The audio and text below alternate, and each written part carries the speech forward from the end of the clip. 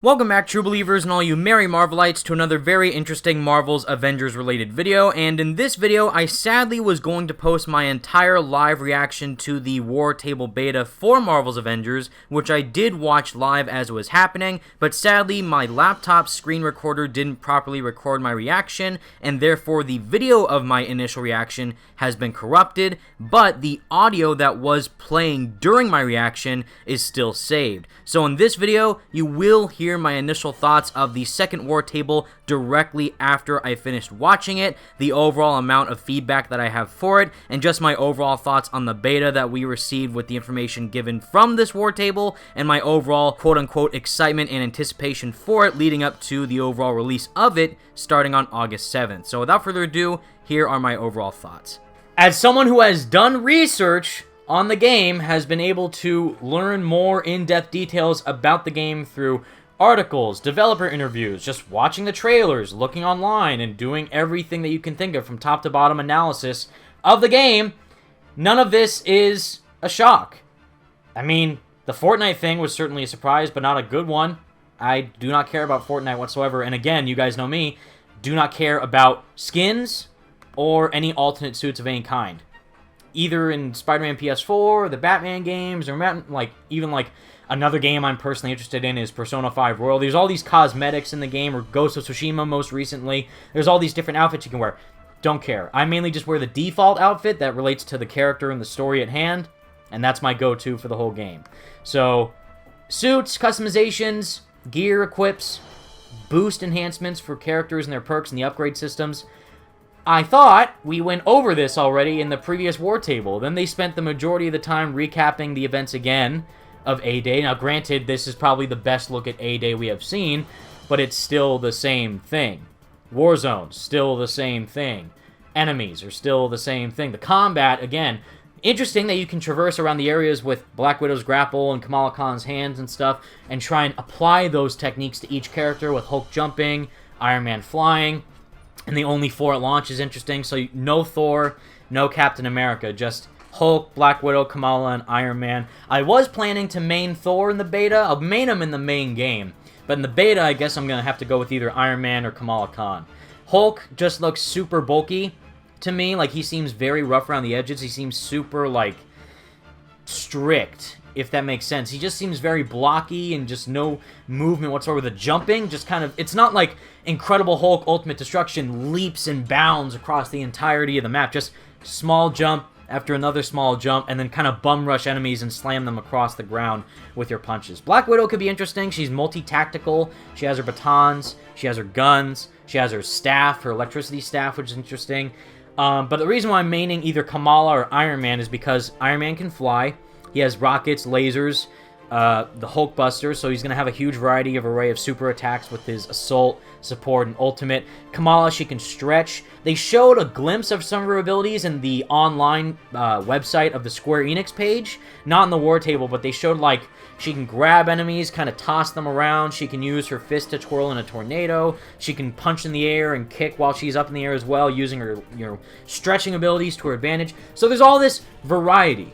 But they're trying to make you think that there is a lot of different options to play. You can play as a tactical support, you can play as an aggressive hero, you can play as an offensive, defensive, you can, try and aid from the sidelines. All this different options, all these different types of ways to go about playing the game is the dream. That's the ideal vision for what they're doing for the Avengers, because they have to make each character different. But if they're caught in the same gameplay loop, with not much variety going on with the mission structure, or the upgrade system themselves don't provide a lot of different added move sets to your character's playstyle, then it could get very samey. You can get very copy-paste and get very stale over time. And that's what I'm worried about. And especially if you're playing it with other friends, what if they're 50 levels ahead of you? They have all these things unlocked, so that way it's going to make it harder for you as the player who's at a lower level to try and upgrade your character if they're taking all the enemies out before you can. So there's all these ways of trying to balance each character, make them equal, make them feel grounded, but also allow them to embrace the superhero side of their playstyle and their movesets when taking out either humans or robots, which what they said, which very funny that they had to point that out, because that was a big complaint of mine personally in the last war table, which I pointed out, is that it just seems like you're fighting the same type of enemy, AIM robots, and nothing else. Now clearly that's not the case, because we saw Taskmaster's goons, and we saw AIM robots, and we saw AIM soldiers, and all these different types of enemies, but the main hero mission they decided to showcase in the last war table mainly revolved around destroy a bunch of robots, and destroy another big robot at the end to save the helicarrier. That's it. So, if the hero missions in the final game or in the beta that we're going to experience have that same type of simplistically structured mission layout with not a lot of variety, not a lot of depth, then that could be a huge, opposing factor for the game and the overall progression that you could try and go for when you get the final experience. So, oh, this final boss against Abomination, I have to fight him as Hulk, but then what if there's another mission later on where I have Kamala and she has to try and hack into this AIM research base, and oh, Iron Man's over here and he has to help Thor save the helicarrier and all this stuff. So again, a lot of variety, but if they do similar things throughout each mission without giving it a whole lot of uniqueness for each character or trying to indicate the story relevance of them doing these things and just like, oh, we gotta go to this AIM base and take out a bunch of soldiers. And if they try and reiterate that story thing for each different area you go visit, whether that be in the forest or the snowy area or Wakanda or in space, because you will be able to go to these regions, obviously, will it feel encapsulating enough for the player to try and continuously play through the game non-stop, continuously looting, shooting, grinding for gear, progression, level up systems with your characters, unlocking new characters down the line, and have that continuously happen for years to come? I don't know. And that's the problem, but luckily, the beta is here to tell that for us. The beta is here to try and provide to you hands-on impressions, what you personally think about playing the game for yourself, whether or not it will be worth your purchase, because you can pre-order the game, download the beta code, play the beta, but you don't have to purchase the game after you play the beta. That's the benefit of it, and that's why feedback is so important. Like what I was saying is that even they said in the beta, the war table, is that the beta's purpose is to provide feedback to the developers to make a better game. That's the whole point. My concern is why it's coming out so late, especially for people trying to access it. If you pre-ordered it through PlayStation 4, you get it earlier than anyone else.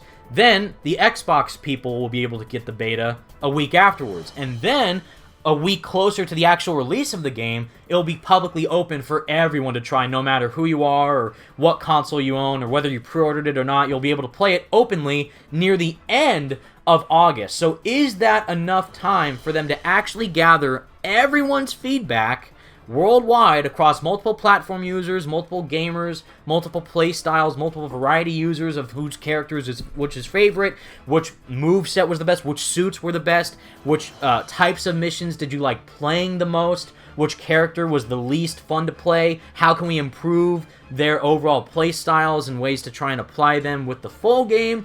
All these factors. Is a month's time enough for them to do that? I don't know. And also, there's a possibility that we could get a month-long amount of coverage of the game from Game Informer throughout August on top of the beta, so that way the overall hype for the game would be at an all-time high. Everyone's wanting to play the beta, learn more info about the game, who the next characters are, what's happening in the story, what's co-op going to feature with other mission types, all this stuff, what we know already from the previously announced info from the Game Informer coverage, which we've already seen, which is why, again, I wasn't surprised with anything that they showed during this war table. And Hawkeye is no surprise, Captain Marvel won't be a surprise, even characters like Black Panther and Doctor Strange won't be a surprise, depending on how they go about showcasing them, sure. But Bill Roseman literally teased Hawkeye since E3 last year. He's been teasing it on Twitter non-stop. We saw a glimpse of Hawkeye in a behind-the-scenes shot of Kamala Khan's room. Same thing with Captain Marvel. So if they show any of those characters, I won't be excited or surprised, because we already know about their existence in the first place. I don't know.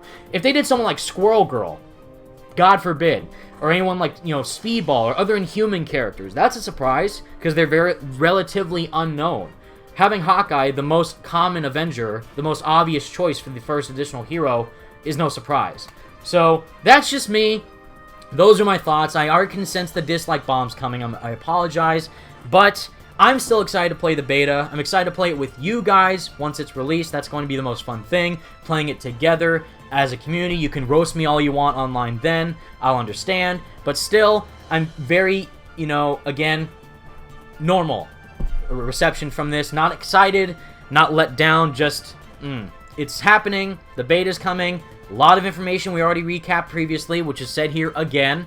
But they clarified it for the beta to try and hit the point home exactly what you will be able to experience in the coming weeks, and why this is probably, if not mainly, their most important feature of the game to market thus far.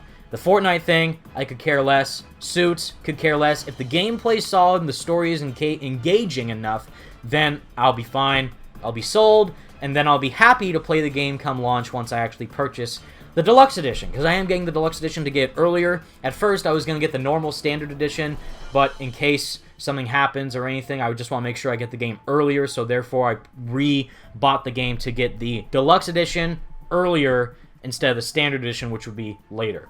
Anyways, guys, those are my thoughts. I've been going on for a while. I don't know. We will see. Still very left, you know, cautious, skeptical, on the fence.